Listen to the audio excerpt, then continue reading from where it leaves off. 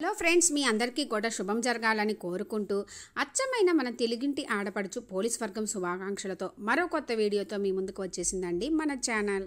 ఈరోజు మనం ఈ వీడియోలో 2024వ సంవత్సరంలో పోలీ పాడ్యమి అంటే పోలీస్ వర్గం ఏ రోజున వస్తుంది, పాడ్యమి తిథి ఎప్పటి నుంచి ఎప్పటి వరకు ఉంటుంది, పోలి తల్లికి దీపాలు ఎప్పుడు ఏ సమయంలో వదలాలి, కార్తీక మాసం నెల రోజులు కూడా దీపారాధన చేసిన వారు కానీ చేయని వారు కానీ ఎన్ని దీపాలు వదలాలి, కార్తీక మాసం నెల రోజులు కూడా నిష్టగా చేసి నాన్ వెజ్ తిన్నవారు ఈ రోజు నుంచి తినవచ్చా, అరటి డొప్పలు దొరకని వారు ఏం చేయాలి, ఇంకా విశిష్టత, ఇలా అన్ని విషయాలతోటి ఈ వీడియో ఉంది ఫ్రెండ్స్. లాస్ట్ వరకు మిస్ కాకుండా చూడండి.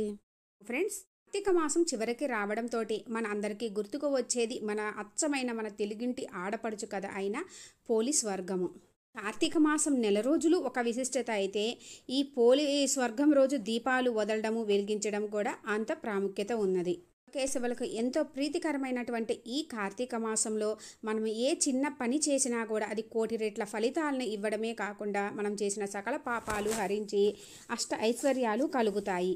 అసలు కార్తీక మాసం అనగానే మనకి నదీ స్నానాలు, సముద్ర స్నానాలు, తెల్లవారుజామున స్నానాలు, దీపము, దానాలు, కార్తీక పురాణము, పురాణ పఠనాలు మరియు 365 ఒత్తులు వెలిగించుకోవడం, దీపదానాలు, స్వయం పాకాలు, వన భోజనాలు, శివకేశవుల భగవన్నామస్మరణలో గడపడము, ఆకాశ దీపము, ఇలా ప్రతి నిత్యము కూడా ఇల్లు కూడా ఎంతో శోభాయమానంగా ఉంటాయండి. గమనిస్తే అయ్యప్ప స్వామి మాలలు కూడా ఇప్పుడే ఉంటాయి. ఇలా రకరకాల మాలలు స్వామివార్లు వేసుకుంటారు. కానీ ఈ కార్తీక మాసం నెల రోజులు కూడా ప్రతి తెలుగు ఇంటి ఆడపడుచు కూడా ఒక వ్రతంలాగా నిష్ఠతోటి ఉదయము సాయంత్రము దీపాలు పెట్టుకొని భగవన్ నామస్మరణలో గడుపుతారండి. ఈ కార్తీక మాసము కార్తీక శుక్ల పాడ్యమితో మొదలై కార్తీక శుద్ధ అమావాస్య రోజుతో ముగుస్తుంది. మార్గశిర మాసం మొదటి రోజు పాడ్యమి రోజు పోలీస్ వర్గంతో మనము ఈ కార్తీక మాస వ్రతాన్ని ముగిస్తాము. కార్తీక మాసం నెల మొత్తము చేసిన వారు కానీ చెయ్యని వారు కానీ ఈ పోలి పాడ్యమి రోజు ఏమి చేసినా కూడా కార్తీక మాసం మొత్తము చేసిన పుణ్య ఫలితం దక్కుతుంది. కార్తీక మాసంలో ఏ ఒక్క రోజైనా 365 ఒత్తులు వెలిగించిన వారైనా ఈ రోజు కనుక 365 ఒత్తులు చక్కగా వెలిగించుకోవచ్చు. పాడ్యమి రోజు చక్కగా సూర్యోదయానికి మునిపే నిద్ర లేచి నక్షత్రాలు ఉన్నప్పుడు మాత్రమే వదిలితే విశేష ఫలితాలు అంటే పూర్తి ఫలితం కూడా దక్కుతుందండి. సముద్రాలు, నదులు అక్కడే స్నానాలు చేసి అక్కడే అరటి డొప్పల్లో దీపాలు వదులుతారు. అలా ఇప్పుడు సిటీ లైఫ్లో కుదరని వాళ్ళు ఆలయాలలో కానీ తులసి వద్ద కానీ దీపాలు వెలిగించి డొప్పల్లో వెలిగిస్తారండి. అరటి డొప్పలు దొరకని వాళ్ళు ఇప్పుడు అయినా ఆన్లైన్లో ఎక్కడ పడితే అక్కడ దొరుకుతున్నాయండి. దొరకవు అనేది ఏమీ లేదు.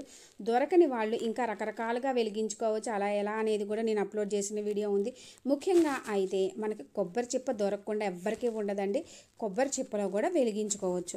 అయితే అక్కడే కొలంలో లేదా టబ్బు పెట్టి దీపాలు వదిలిస్తారు.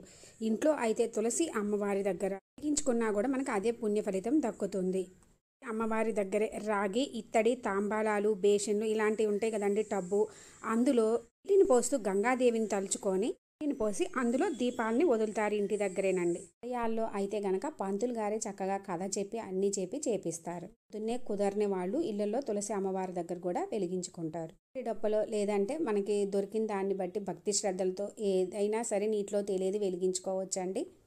వడపప్పు నైవేద్యంగా పెట్టి ఆ పోలి తల్లికి చక్కగా పసుపు కుంకుమలు పూలు సమర్పించుకొని నీళ్ళల్లో వదిలి పోలి కథ స్వర్గం కథ చదువుకొని కొబ్బరికాయ కొట్టి ఆ పోలి తల్లిని స్వర్గానికి పంపించడంతో మనకి కార్తీక మాసం మొత్తము చేసిన పుణ్య ఫలితము ఇప్పటితో మనకి కార్తీక మాస వ్రతం సంపూర్ణం అవుతుంది.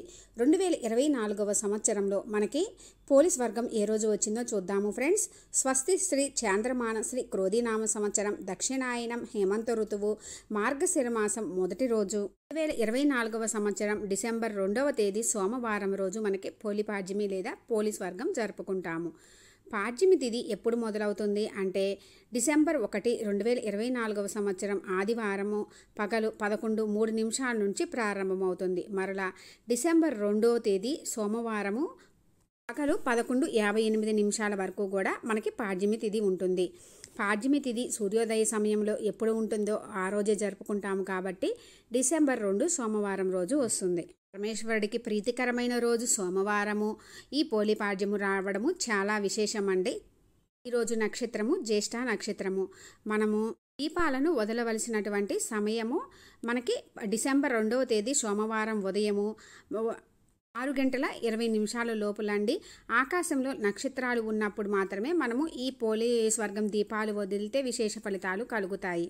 ఆలయాలలో కూడా అంత ఉదయాన్నే మనతోటి వదిలిపిస్తారనమాట. ఈ దీపాలు వదలాలి అని ఒక్కొక్కరికి ఒక్కొక్క డౌట్ వస్తుందండి.